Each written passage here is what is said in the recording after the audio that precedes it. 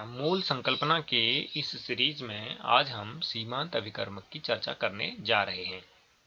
यहाँ पर आपको कुछ पिक्चर्स नज़र आ रही हैं, जैसे कि ये जो पिक्चर है आपकी, यहाँ पर ये है दूध, यानी दूध है, और आपको नज़र आ रहा है चाय की पत्ती, ये चाय की पत्ती है, और ये शुगर है, और चाय बना करके हमने ये चाय का यहाँ पर उत्पाद तैयार किया है, जो ये आपको यहाँ पर दिखाई दे रहा है। अब मैं आपसे एक प्रश्न पूछता हूँ कि इनमें से, यानी इनमें से, इन तीनों में से, इसमें से और इसमें से, इन तीनों में से कौन पहले खत्म होगा? तो उत्तर होगा कि दूध हमारा पहले खत्म हो जाएगा। ठीक है, अर्थात यहाँ पर जो ये चाय है, इसकी मात्रा का जो निर्धारण करेगा वो ये दूध करेगा। चाय की मात्रा का निर्धारण दूध करेगा, क्योंकि दूध की मात्रा पर ही हम जो है कितने गिलास चाय बना पाएंगे ये हम निर्धारित करेंगे, क्योंकि ये दोनों हमारे पास बहुत ज़्यादा मात्रा में है और ये जो है कम मात्रा में है। तो ये जो दूध है ये हमारा सीमांत अभिकर्मक हो गया, एक तरीके से लिमिटिंग रेजेंट हो गया, क्योंकि ये जो है उत्पाद का निर्धारण करेगा। आगे बढ़ते हैं। किसी रासायनिक अभिक्रिया में, अब यहाँ देखते हैं हम, किसी रासायनिक अभिक्रिया में एक से अधिक अभिकारक भाग लेते हैं तो उनमें से एक अभिकारक कम मात्रा में तथा एक अधिक मात्रा में उपस्थित रहता है। जो कम मात्रा में होता है वह अभिक्रिया में पहले खत्म होता है और उत्पाद का निर्धारण करता है। इसे सीमांत अभिकर्मक कहते हैं। यानी किसी रासायनिक अभिक्रिया में एक से अधिक अभिकारक अगर भाग लेते हों तो इसको एक रासायनिक अभिक्रिया यदि हम मान लें इसी तरीके से, तो ये दूध है और ये आपका चाय की पत्ती है और ये आपकी चीनी है, ये तीन चीज़ों को मिलाकर के चाय बनाना है। तो इनमें से एक जो है कम मात्रा में उपस्थित है वो है दूध, कम मात्रा में उपस्थित है वो ये आपका दूध जो है कम मात्रा में उपस्थित है, और यही जो है उत्पाद का निर्धारण करेगा, क्योंकि यही डिसाइड करेगा कि हमारे पास जो है कितनी चाय बनेगी। हमारा दूध खत्म हो जाएगा तो हम इस तरह की चाय नहीं बना पाएंगे, इसलिए ये जो है एक सीमांत अभिकर्मक की तरह काम करेगा। अब देखेंगे सीमांत अभिकर्मक। सीमांत अभिकर्मक यानी लिमिटिंग रेजेंट किसी अभिक्रिया में पूर्णतः उपयोग कर लिया जाता है। जैसे कि पूरा दूध खत्म हो गया था, दोनों चीज़ें हमारे पास बच गई थी, तो इस तरीके से किसी अभिक्रिया में जो सीमांत अभिकर्मक है वो पूर्णतः उपयोग कर लिया जाता है, क्योंकि वो कम मात्रा में होता है। दूसरी बात, वह अभिकर्मक जो किसी अभिक्रिया में शेष रह जाता है या अधिक मात्रा में होता है, शेष रह जाता है या अधिक मात्रा में होता है, उसे हम एक्सेस रेजेंट कहते हैं, उसे ER से व्यक्त करते हैं, और लिमिटिंग रेजेंट को हम LR से व्यक्त करते हैं। सीमांत अभिकर्मक बड़ा इंपॉर्टेंट पॉइंट है। सीमांत अभिकर्मक लिमिटिंग रेजेंट उत्पाद का निर्धारण करता है। जैसे कि पहले एग्जांपल में हमने देखा था, जो हमारा दूध था, कितनी चाय बनेगी इस बात का निर्धारण वो दूध की मात्रा कर रही थी। तो हमारे पास जो है आगे इस तरह की अभिक्रियाएं होंगी जिनको हम देखेंगे, जिनमें जो है सीमांत अभिकर्मक ही उत्पाद का निर्धारण करेगा कि कितना उत्पाद उसमें बन रहा है। आइए देखते हैं किसी अभिक्रिया में LR की पहचान कैसे करेंगे। अब दूध तो हमको दिखाई दिया, अभिक्रिया में तो कोई चीज़ दिखाई देगी नहीं इस तरह से कितना है क्या है करके, तो हम कैसे पहचान करेंगे इस पर हम बात करते हैं। आइए देखते हैं। ये हमारे पास एक अभिक्रिया है, AA प्लस प्रोडक्ट हमारा इक्वल टू प्रोडक्ट हमारा बन रहा है। इसमें A और B जो है हमारे पास ये अभिकारक हैं। तो ये A और B क्या है, A और B क्या है, यानी कौन से A और B? स्मॉल a यानी ये वाला, यानी स्मॉल a और स्मॉल b हमारे पास क्या है? ये स्मॉल a और जो स्मॉल b हैं इनको हम कहते हैं SC। क्या कहते हैं? SC होता है स्टोइकोमेट्रिक कोफिशिएंट। क्या होता है? स्टोइकोमेट्रिक कोफिशिएंट या स्टोइकोमेट्रिक गुणांक। तो हम इनकी बात करते हैं। ये A और B जो हैं ये हैं आपके अभिकारक और ये है आपका उत्पाद जो भी आगे बनेगा। आइए देखते हैं। तो हम इस तरह का एक फॉर्मूला यहाँ पर यूज करते हैं। कैसे? मोल्स ऑफ A, क्या लिखा है? मोल्स ऑफ A, यानी इस A के मोलों की संख्या बट्टे स्टोइकोमेट्रिक कोफिशिएंट ऑफ A।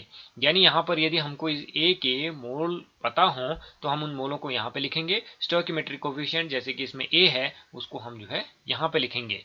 इनका एक जो है अनुपात हमारा यहाँ पर बन जाएगा। इनको हम सॉल्व कर लेंगे तो कितना आएगा। उसी तरह से moles of B, moles of B बटे स्टोइकोमेट्रिक कोफिशिएंट ऑफ बी, यानी इसके मोल्स और इसका स्टोइकोमेट्रिक कोफिशिएंट जो यहाँ पर नजर आ रहा है एस, ये बी है स्मॉल बी और इसका स्मॉल ए है, तो हम जो है उसका अपॉन करेंगे। यदि वो दोनों बराबर नहीं है तो इन दोनों में से एक जो है आपका स्टोइकोमेट्रिक को इन दोनों में से एक जो है आपका वो एल आर होगा। कौन होगा? जिसके लिए ये मान जो है कम होगा, जिसके लिए ये अनुपातिक मान जो है कम होगा, वही जो है एल आर होगा। इसको इस तरीके से देख सकते हैं, यानी जिस अभिकारक के लिए, जैसे कि जिस अभिकारक के लिए उसके मूलों तथा स्टोइकोमेट्रिक गुणांक का अनुपात सबसे कम होता है, वही एल आर होता है, वही एल आर होता है। सपोज इसके मान लीजिए हमारे पास यदि ये जो है ये ए जो है मान लीजिए ये होता है ऐसे, चलिए आगे एग्जांपल में देखते हैं इसको, एक एग्जांपल है यहाँ पर, तो आप इसको समझ गए होंगे, मेरे हिसाब से आप समझ गए होंगे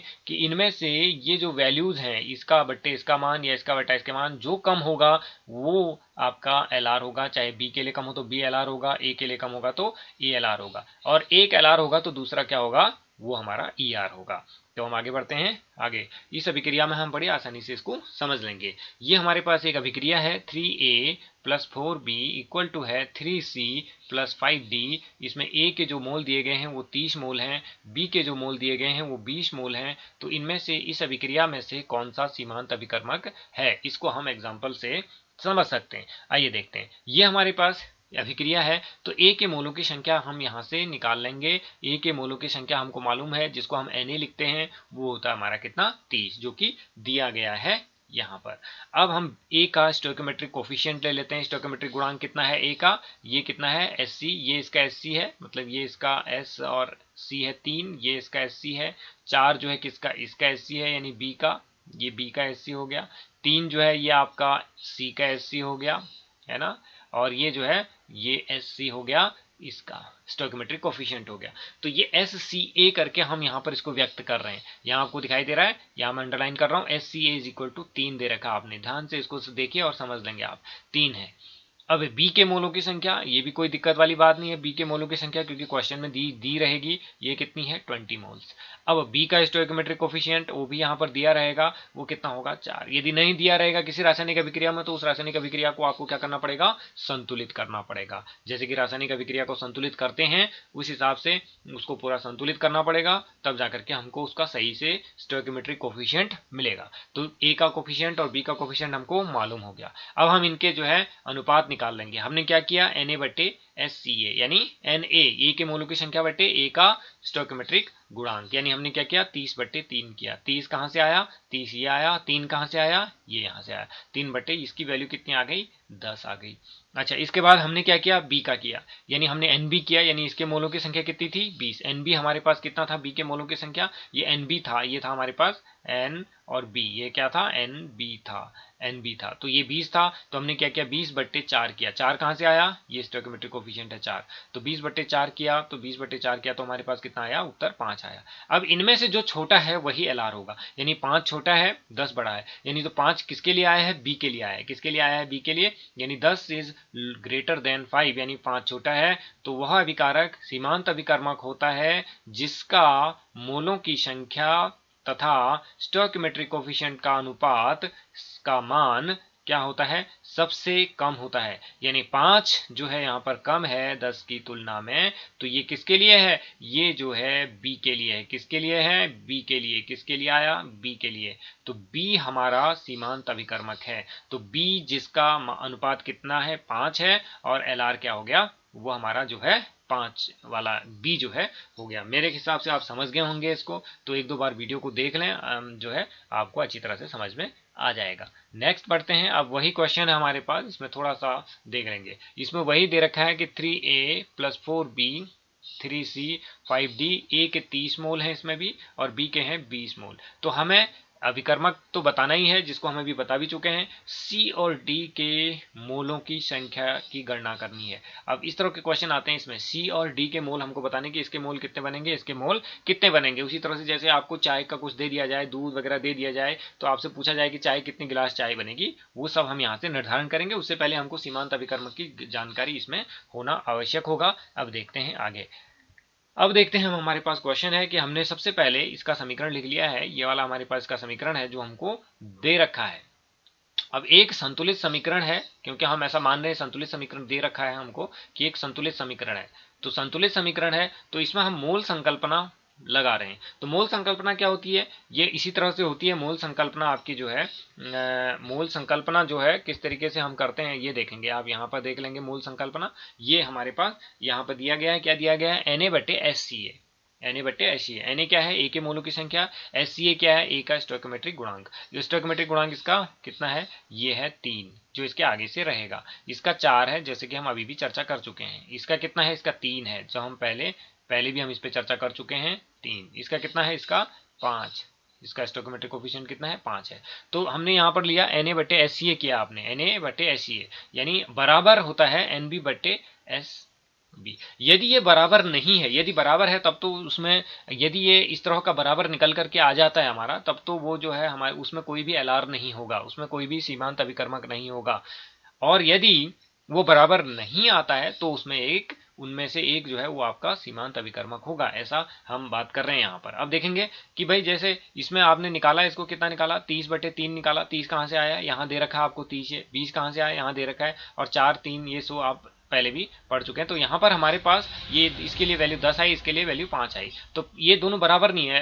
अगर ये दोनों बराबर हो जाते तो फिर इनमें से कोई भी सीमांत अभिकर्मक नहीं होता। यदि ये दोनों बराबर आ जाते हमारे, 10 के 10 आ जाते, यहाँ भी 10 आ जाता, यहाँ भी 10 आ जाता, तो फिर इसमें LR नहीं होता कोई। अभी चूंकि ये क्या है, बराबर नहीं है, तो ये 5 आया है, अर्थात जिसके लिए 5 आया है वही हमारा क्या है, LR है। यानी ये इसको हम क्या कहेंगे, LR, इसको हम LR बोल देंगे। ये हमारे पास LR हो गया। LR कौन हो गया हमारे पास, यानी B हमारा जो है ये हमारा LR हो गया। B क्या हो गया, ये इसको हम जो है अब LR लिख देते हैं, ये LR हो गया। B जो है हमारे पास LR हो गया। अब हम बात करते हैं A तथा B के मूलों और इनके स्टोइकोमेट्रिक गुणांकों का अनुपात बराबर नहीं है, अतः इनमें से एक LR है, ठीक हो गया, तथा दूसरा जो है ER है। ER आपका ये ER हो गया। फिर अब यानी A जो है, A के लिए मान ज्यादा है, तो ये क्या हो जाएगा, इसको हम कह सकते हैं ER। ये क्या हो जाएगा, ER हो गया, ER हो गया।